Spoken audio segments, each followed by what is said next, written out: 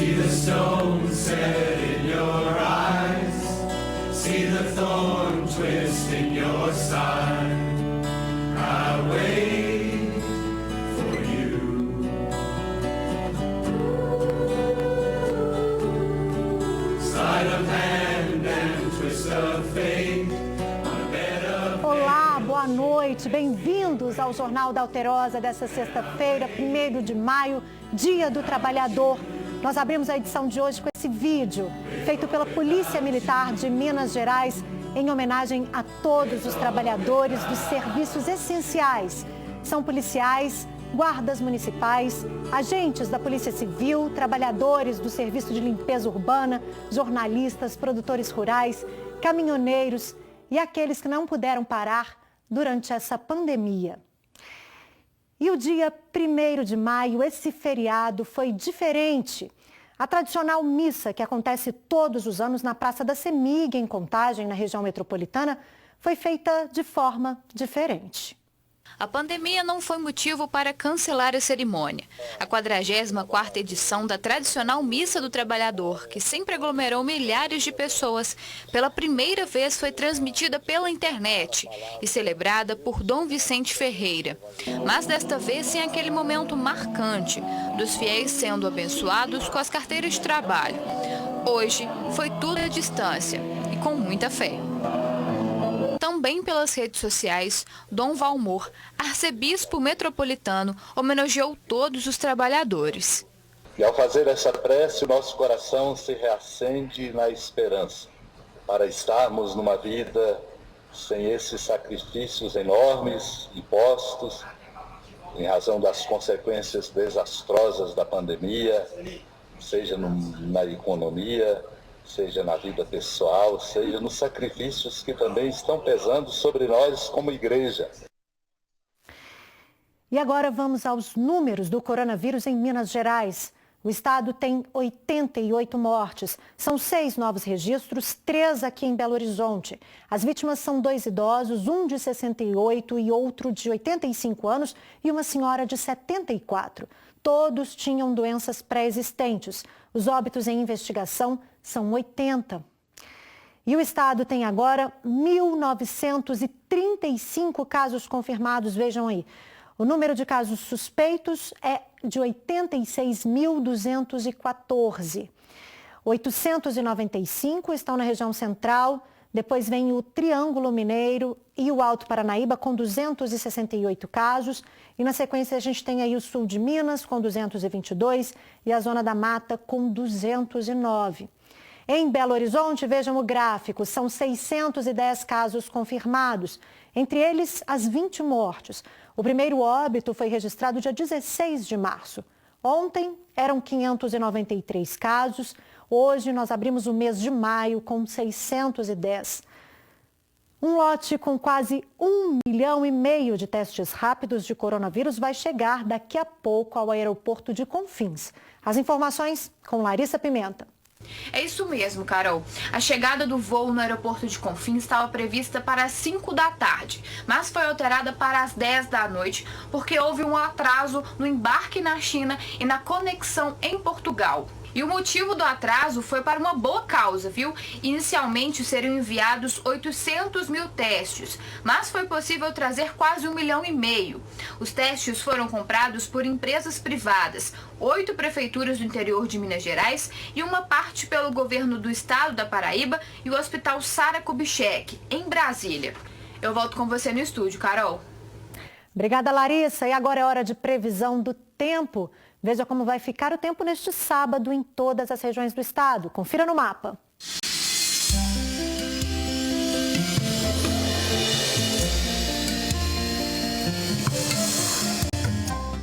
Céu claro a parcialmente nublado, com chuva isolada no sul e na zona da mata. Nevoeiros ao amanhecer no Jequitinhonha. Nas outras áreas, o céu fica claro a parcialmente nublado, com névoa seca à tarde. Em Belo Horizonte, mínima de 15 e máxima de 28 graus. Em Vazante, a temperatura oscila dos 15 aos 33. vai dos 11 aos 29 em Esmeraldas, fica entre 14 e 33 em Itinga e em Teófilo Otoni, mínima de 16 e máxima de 31 graus. Por causa da pandemia, o varejo em Minas Gerais perdeu bilhões de reais entre os dias 15 de março e 18 de abril. A perda se refere à queda do faturamento nesse período, quando comparado com a mesma época de 2019.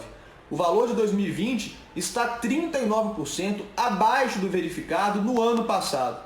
Diante da forte crise que estamos atravessando, a Confederação Nacional de Comércio de Bens, Serviços e Turismo estima que quase 2.200.000 vagas de trabalho no comércio poderão ser encerradas nos próximos 3 meses. As regiões Sul e Sudeste concentram 70% das perdas de receita do varejo no mesmo período. Em São Paulo, foi o que mais perdeu, viu, gente? Aproximadamente 27 bilhões de reais. E olha só Minas Gerais, hein? É o segundo, com perda de quase 7 bilhões de reais. Obrigada, Vitor. E as perdas maiores foram na venda de itens não essenciais. Alimentos e medicamentos perderam menos, cerca de 8 bilhões de reais. Confusão na sede da torcida organizada do Cruzeiro. Depois de mais de 30 dias sem jogos, as torcidas organizadas continuam brigando entre si. Era noite quando a sede da Máfia Azul, aqui no Barro Preto, foi invadida. Segundo testemunhas que conversaram com a gente, não querem aparecer, um grupo de homens em carros e motos chegou aqui, naquela rua lá embaixo, na Araguari. De lá, eles se deslocaram até aqui. Alguns com os rostos encobertos vieram até o portão e fizeram todo esse estrago. Olha, informação do boletim de ocorrência de que esses homens usavam pedaços de paus e também pedras. A gente pode ver que um ainda está aqui.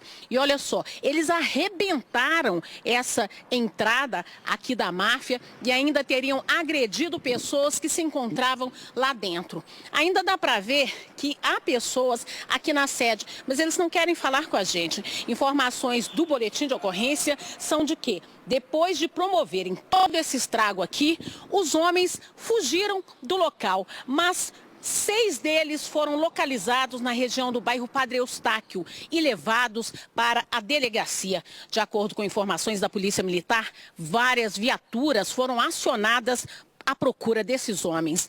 O motivo de todo esse estrago, desse vandalismo, seria uma represália a uma outra invasão que teria acontecido dessa torcida na sede da Galocura.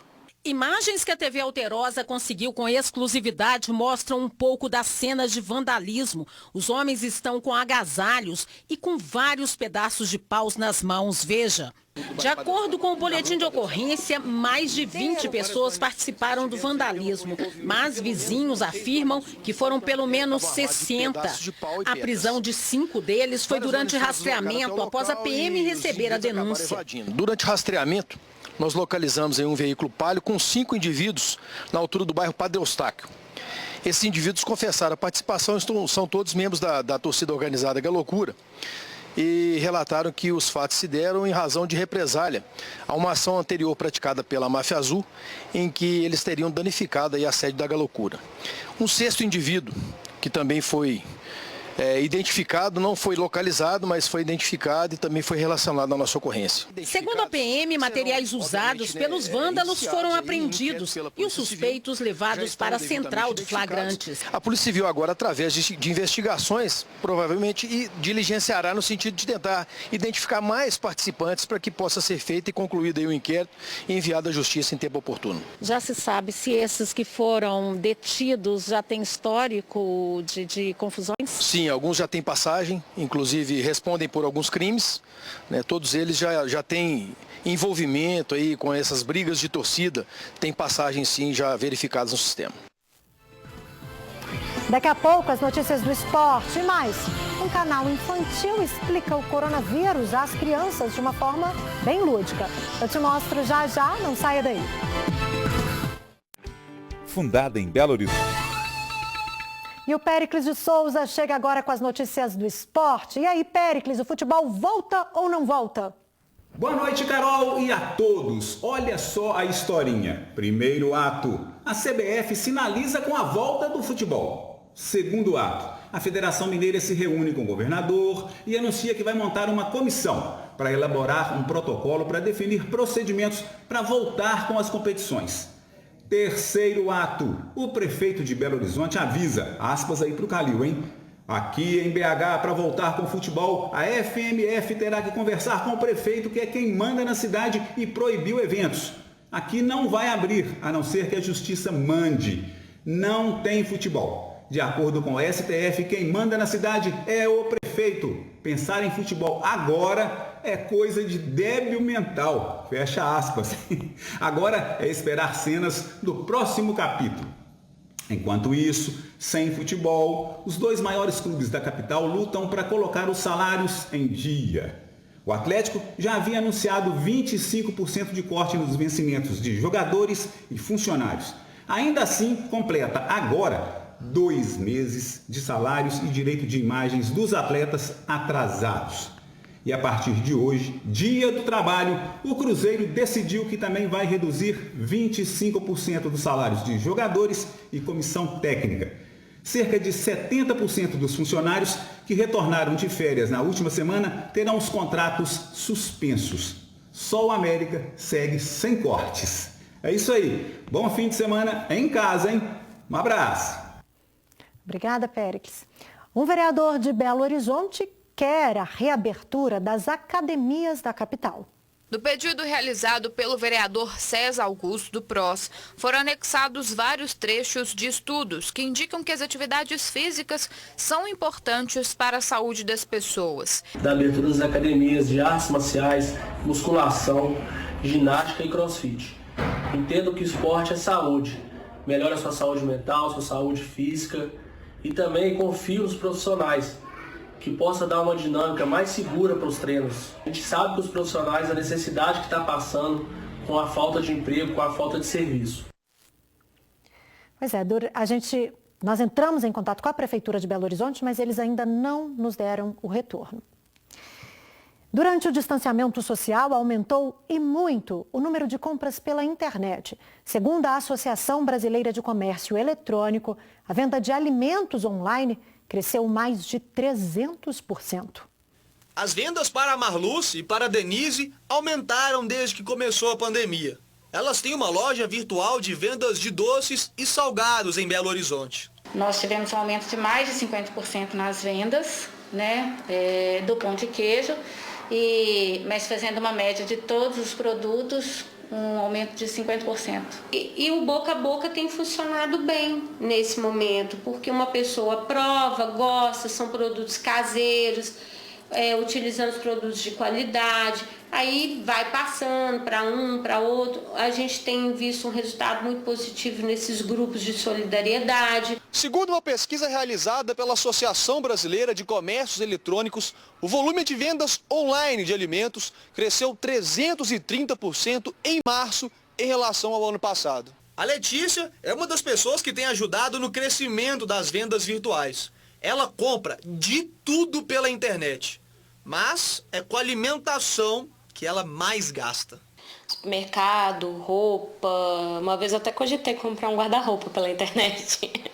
Então, é bem habitual. Agora aumentou porque o que eu almoçava na rua, ultimamente eu estou tendo que pedir em casa, por causa da rotina. As empresas virtuais e os comerciantes que se reinventaram com as vendas online nesse período estão com boas expectativas para as vendas do Dia das Mães. A gente está tendo muita procura, para o Dia das Mães, mas mesmo antes, as vendas elas aumentaram também porque as pessoas elas buscam uma forma de dizer para outra, Olha, estou lembrando de você. 3 mineiras criaram um canal infantil sobre o coronavírus. Ele fala sobre a Covid-19 para as crianças de uma forma bem lúdica.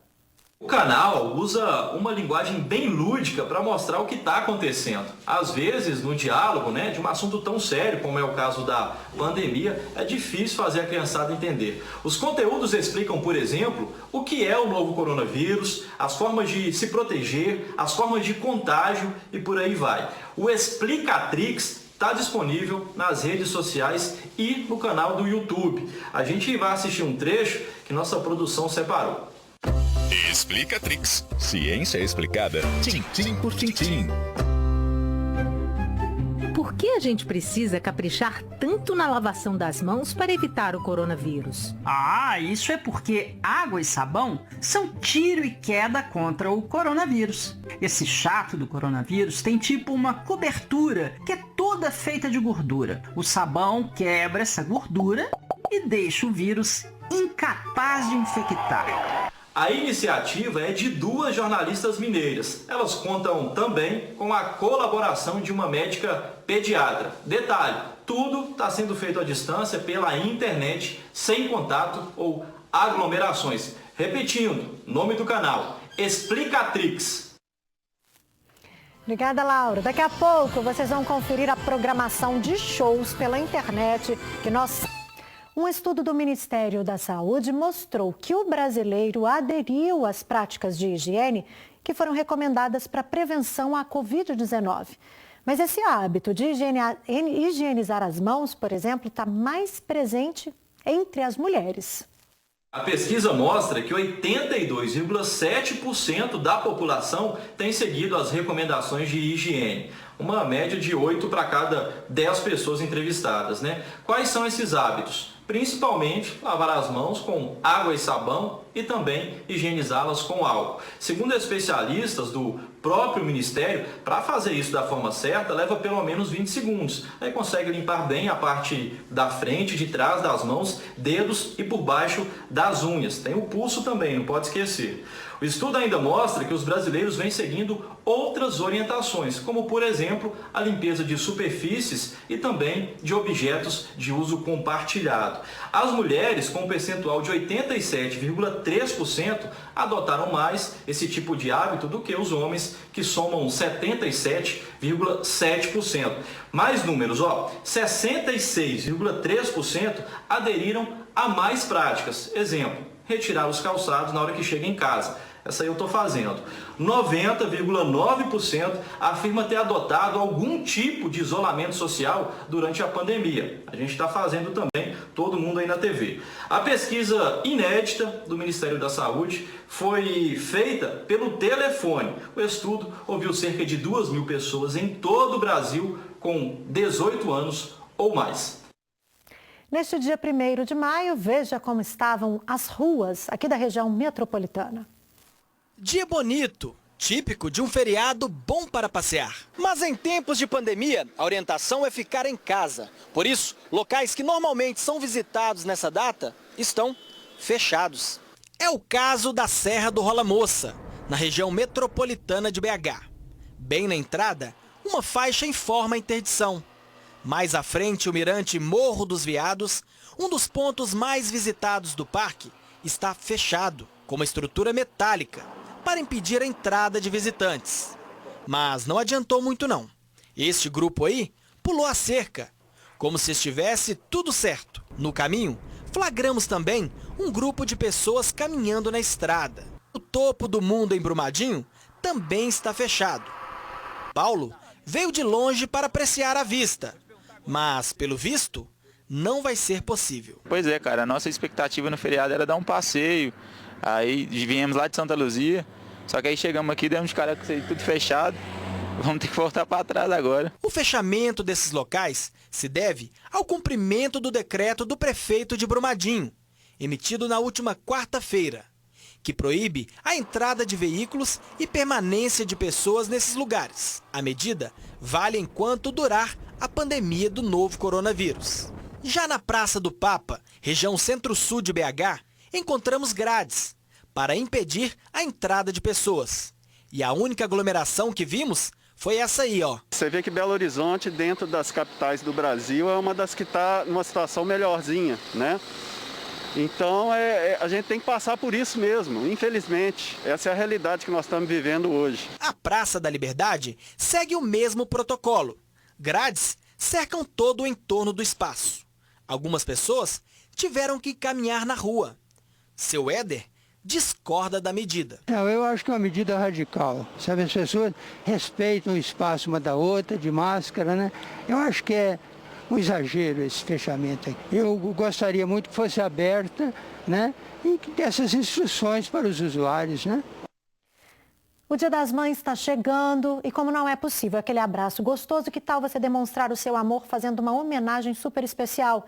Além dos abraços virtuais, chegou a hora de abrir o seu coração e surpreender a sua mãe demonstrando carinho por meio de palavras e criatividade. É o Classicarinho Dia das Mães do Jornal Estado de Minas. Uma página especial e exclusiva dos classificados para você declarar o seu amor pela sua mãe. Por R$30, você manda o recado em forma de palavras e imagem e confere no jornal no domingo, dia 9 de maio. A homenagem vai ser publicada no impresso e fica disponível também na versão digital do Estado de Minas. O número para você enviar a sua homenagem é o 3228-2000 DDD 31. Os assinantes do Estado de Minas têm benefício Clube A com 10% de desconto. Você tem até o dia 7 de maio para enviar o seu texto e a foto para o Classicarinho Dia das Mães do Jornal Estado de Minas. Sextou e todo mundo em casa, né? Mas o que não falta é programação pela internet. A agenda de shows ao vivo é extensa. Confira a programação que nós separamos para você. Sábado tem a segunda live de Jorge Mateus com os grandes sucessos da dupla às 5 horas da tarde. Para quem gosta de MPB, Lulu Santos nos presenteia com seus inesquecíveis hits a partir das 9h30 da noite. Já no domingo, para quem gosta de samba, Dudu Nobre chega no fim da tarde às 6 horas. Capital Inicial também se apresenta no domingo às 8 horas da noite. E para fechar, olha que bacana, na terça-feira, dia 5 de maio, Caiete e Guilherme Oliveira apresentam Guarapari.